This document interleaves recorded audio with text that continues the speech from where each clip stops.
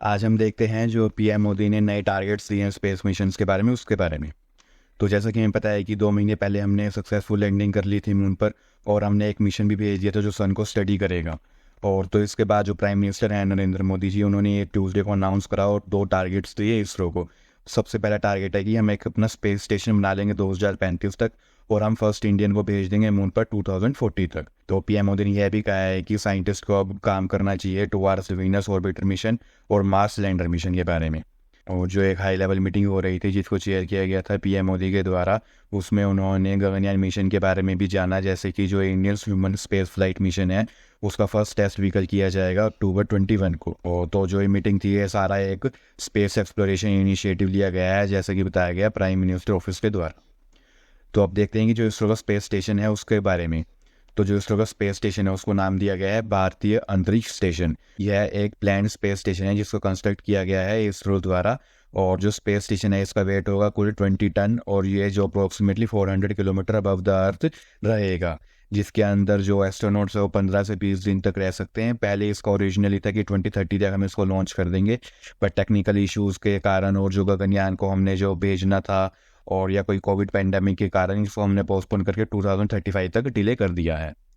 अब हम देखते हैं कि ये स्पेस स्टेशन होता क्या है। तो स्पेस स्टेशन एक स्पेस क्राफ्ट होता है जो कैपेबल होता है सपोर्ट करने के लिए ह्यूमन क्रू को उसकी ऑर्बिट में रखने के लिए एक्सटेंडेड पीरियड ऑफ टाइम के लिए, और यह पता कर पाए कि स्पेस का हैबिटेट क्या है। और इसका ऑर्बिटल स्टेशन या ऑर्बिटल स्पेस स्टेशन होता है वो एक आर्टिफिशियल सैटेलाइट होती है, जैसे कि हम कह सकते हैं ऑर्बिटल स्पेस फ्लाइट होती है जो कि ऊपर घूमती रहती है। तो स्टेशन में क्या होता है, डॉकिंग पोर्ट्स होते हैं जिसकी वजह जो स्पेस क्राफ्ट है उसको हम डॉक कर दें और ट्रांसफ़र कर दें क्रू को या सप्लाइज को, जो भी कोई खाना वगैरह है एटसेट्रा। तो इसका मेन पर्पज़ ये होता है कि हम ये देखें कि जो आउटर एरिया है, मतलब कि जो अर्थ से बाहर है, तो रहना इंसानों के लिए पॉसिबल है या नहीं। तो सभी ने सिर्फ ये साइंटिफिक पर्पसेस के लिए किया है, बट किसी ने अभी तक मिलिट्री लॉन्च नहीं किया है। तो स्पेस स्टेशन अभी तक बहुत सारे जा चुके हैं, जैसे कि एज ऑफ 2023 की 2 फुली ऑपरेशनल स्पेस स्टेशन है लो अर्थ ऑर्बिट में। फर्स्ट है इंटरनेशनल स्पेस स्टेशन और सेकंड है चाइना टियानगोंग स्पेस स्टेशन। और जैसा कि हमें पता है कि जो आईएसएस है इंटरनेशनल स्पेस स्टेशन है उसका जो परमानेंटली इनहेबिटेट है 2000 से, तो जिसके भी अंदर एक क्रू हमेशा परमानेंटली रहता ही रहता है। और जो तियांगोंग स्पेस स्टेशन है उसके अंदर जो इनहेबिटेशन है वो 14 क्रूज की है सिंस जून 2022। तो जो ये स्पेस स्टेशन है इसको स्टडी करने के लिए भेजा गया था स्पेस फ्लाइट के जो ह्यूमन बॉडी कैसे रिएक्ट करती है। 2022 में टीएसएस ने अपना फेज 1 कंस्ट्रक्शन कंप्लीट कर दिया था, और इन्होंने 2 लैब मॉड्यूल को ऐड कर दिया था, वेंशियन क्वेस्ट फॉर द हेवन जिसको लॉन्च किया था 24 जुलाई 2022 को, और मैंशियन ड्रीमिंग ऑफ द हेवंस जिसको लॉन्च किया था 31 अक्टूबर 2022 को, जिसकी वजह से जो इसने ज्वाइन कर लिया था आईएसएस को as the most recent space station. जुलाई 2022 में रशिया ने अनाउंस कर दिया था कि हम जो ये आईएसएस है इसको छोड़ देंगे 2024 तक, और हम अपना एक नया स्पेस स्टेशन बनाएंगे। तो अब हम देखते हैं कि इसकी हिस्ट्री के बारे में कि इसकी जो स्पेस स्टेशन है इसकी हिस्ट्री क्या है। तो जो सबसे पहला स्पेस स्टेशन का प्रोग्राम था वो करा गया था सैल्यूट 1 1971 में, जिसको भेजा था सोवियत यूनियन ने उस टाइम में। जैसा कि आप देख सकते हैं कि 19 अप्रैल 1971 को इसको भेजा गया था, और 11 अक्टूबर 1971 को ये चला गया था, री एंटर हो गया था, और ये ऑर्बिट में रहा था 175 डेज तक। इसके आप जैसे देख सकते हैं कि जो शुरू में सारे जो मिशंस हैं वो यूएसएसआर द्वारा भेजे गए थे, और जो सबसे पहला मिशन भेजा गया था यूएसए द्वारा वो था स्काई लैब, जो भेजा गया था 14 मई 1973 को। और सैल्यूट 3, 4, 5, 6 इसको भी सारा यूएसएसआर ने लगातार भेजे थे इस मिशंस को। और जो अभी इसके बाद जो मिशन आया है नया, वो आया है तियांगोंग 1 और तियांगोंग 2, जो कि चाइना के द्वारा लॉन्च किया गया है। और जो सबसे बड़ा भी स्पेस स्टेशन हम कह सकते हैं वो जो एक्टिव है वो है इंटरनेशनल स्पेस स्टेशन, जिसको बनाया गया था नासा जो यूएसए की एजेंसी है, रोस्कोमस जो रशिया की एजेंसी है, यूरोपियन स्पेस एजेंसी जो यूरोप की है, और सीएसए कैनेडियन स्पेस एजेंसी जो कनाडा की है, जाक्सा जो कि एक जापान की स्पेस एजेंसी है, जिसको लॉन्च किया गया था 20 नवंबर 1998 को। और ये ऑर्बिट में अभी तक है, जो कि दिन हो गए हैं 9099। तो इसके अंदर क्रू अभी तक विजिट कर चुके हैं 88, और इसका क्रू का साइज है 7। और जो तियांगोंग स्पेस स्टेशन है चाइना ने अभी भेजा है 29 अप्रैल 2021 को, जिसमें कि क्रू साइज है 3 से 6, और ये डेज इन ऑर्बिट हो चुके हैं इसके 903 डेज। तो अब जो प्लान प्रपोज्ड हम कह सकते हैं जो न्यू मिशन है वो हैं एग्जाम स्टेशन कह सकते हैं, और रशियन ऑर्बिटर सर्विस स्टेशन कह सकते हैं। और जो ये रशिया है वो अपना एक अलग से नया स्पेस स्टेशन बना रहा है, और रशिया ने ये भी कहा है कि जो इंटरनेशनल स्पेस स्टेशन है हम उससे अब एग्जिट कर लेंगे 2024 तक, क्योंकि जैसा कि आपको पता है कि जो रशिया और यूक्रेन का वॉर चल रहा है और रशिया के ऊपर सैंक्शंस लगा दिए काफ़ी देश ने, इसकी वजह से रशिया ने नाराज़ होकर ये कहा है कि हम इसको छोड़ देंगे।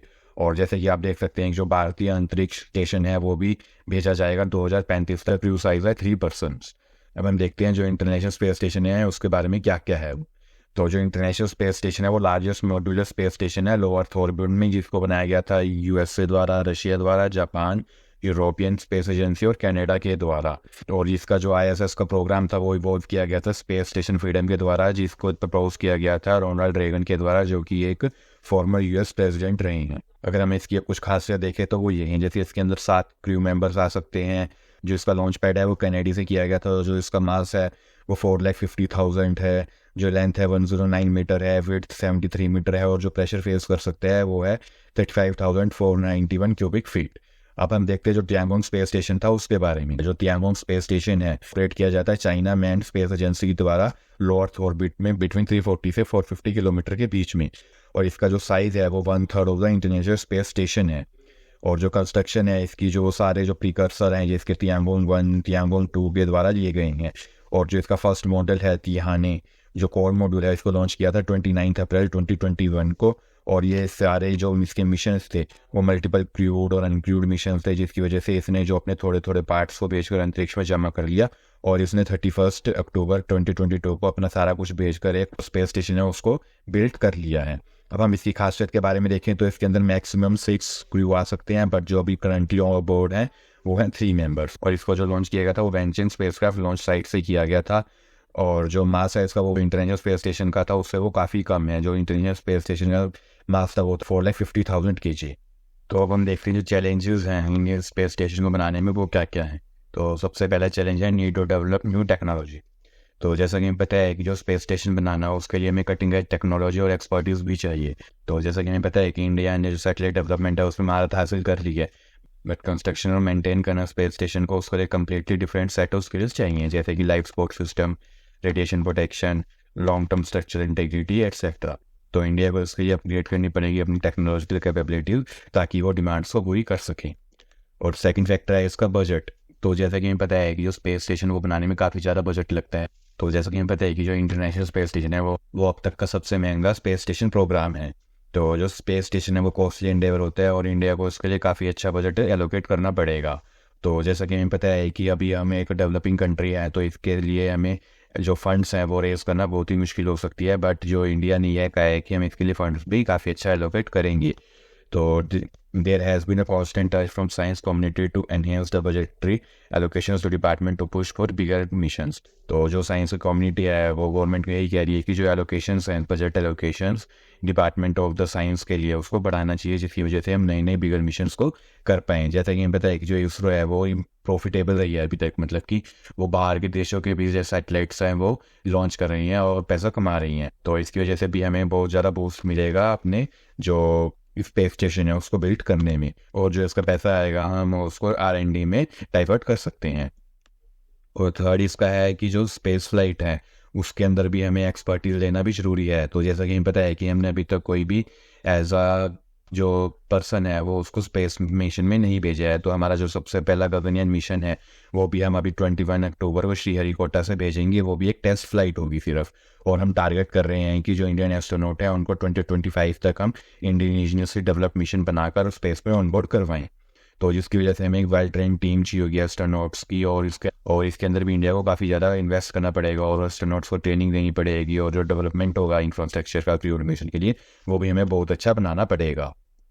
और इसका फोर्थ है इसके लिए कि नीड इंटरनेशनल कोऑपरेशन। तो जैसे कि हमें पता है कि जो इंटरनेशनल स्पेस स्टेशन है उसको बनाने में काफ़ी ज़्यादा कंट्रीज़ का हाथ है, तो इसकी वजह से हम उनसे भी कोलैबोरेट कर सकते हैं कि उनसे भी थोड़ा बहुत हम सीख सकते हैं कि जो उन्होंने पहले करा था। जैसे कि जो US है या कह सकते हैं यूरोपियन स्पेस एजेंसी है या कैनेडियन स्पेस एजेंसी है, जो इनसे भी हम मदद ले सकते हैं, या रोस्कोमस है हम इसे भी मदद ले सकते हैं। जिन्होंने ISS को 2 डिकेड पहले भेज दिया था हम उससे हेल्प थोड़ी बहुत ले सकते हैं। और जो चाइना ने रिसेंटली ही भेजा है तियांगोंग स्पेस स्टेशन, तो जिसकी वजह से हमें और भी हेल्प मिल सकती है। तो इसका फोर्थ पॉइंट है जियोपॉलिटिक्स मैनूवरिंग। तो जो डेवलपमेंट है स्पेस स्टेशन की, इसके जियोपॉलिटिकल इंप्लीकेशंस भी हैं। तो जो इंडिया का स्पेस स्टेशन है वो कंसर्न भी रेज करता है, जैसे कि ये एक स्ट्रेटेजिक मूव भी हो सकता है। तो जो भी डिप्लोमेटिक वाटर हैं उसको हमें केयरफुली जांच करना होगा कि अगर गलती से कोई फेल हो जाता है, तो अगर नीचे गिरता है तो वो किसी कंट्री के ऊपर ना गिरे, और अगर कोई जाता है तो वो पानी में ही गिरे, जिसकी वजह से कोई कॉन्फ्लिक्ट या रीजनल टेंशंस ना आ जाए। और इसमें यह भी देखनी पड़ेगी हमें कि लॉन्ग टर्म सस्टेनेबिलिटी भी हो, जैसे कि कोई स्पेस स्टेशन को बनाना एक वन टाइम एंडेवर नहीं है, इसके लिए हमें लॉन्ग टर्म कमिटमेंट करनी पड़ती है। जैसे कि जो ISS है, इंटरनेशनल स्पेस स्टेशन, वो अभी तक है, उसको पहले 20 साल पहले छोड़ा गया था। तो जो इंडिया के लिए भी है कि बहुत बड़ा चैलेंज है कि ये सालों साल तक चलता रहे। तो इंडिया को एक पूरा क्लियर प्लान बनाना पड़ेगा, जिसके लिए हमें रेगुलर मेंटेनेंस, रिसप्लाई मिशंस, अपग्रेड्स वगैरह सब करते रहना ही पड़ेगा। और इसकी वजह से कोई इन्वायरमेंटल पोल्यूशन भी ना हो और कोई डिब्रीज भी ना क्रिएट हो स्पेस के अंदर और ना ही अर्थ के ऊपर। और इसका जो लास्ट पॉइंट है वो है पब्लिक सपोर्ट। जो प्रोजेक्ट है वो मैग्नीट्यूड करेगा कि जो पब्लिक सपोर्ट है वो भी हमें मिले। जैसे कि गवर्नमेंट है उसको एंगेज करना पड़ेगा, आउटरीच बनानी पड़ेगी और एजुकेट करना पड़ेगा कि पब्लिक अवेयरनेस आए, एंथुसियाज्म आए कि हमें स्पेस स्टेशन प्रोग्राम करना है। तो जिसकी वजह से जो बेनिफिट्स है स्पेस एक्सप्लोरेशन के वो भी हम सारी जो साइंटिफिकली फील्ड्स के अंदर हैं वो बताएं, और भी बहुत ज़्यादा कुछ हम कर पाएँ। तो जो ये अनाउंसमेंट की गई है कि ये भी देखा जा रहा है कि 2024 इलेक्शन से पहले कही गई है, जिसकी वजह से ये थर्ड टर्म भी अपनी जीत जाएं।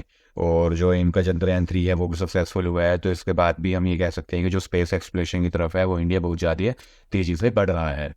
तो हम यही होप करेंगे कि हम जल्दी से जल्दी अपना मून मिशन भी कंप्लीट करें, और हम अपना खुद का एक इंडियन स्पेस स्टेशन बनाए, जो कि हम अपने क्रू को या हम अपने एस्ट्रोनॉट्स को उसके अंदर ठहरा सकें और वो सारे स्पेस को ऑब्जर्व कर सकें। So hope for the best.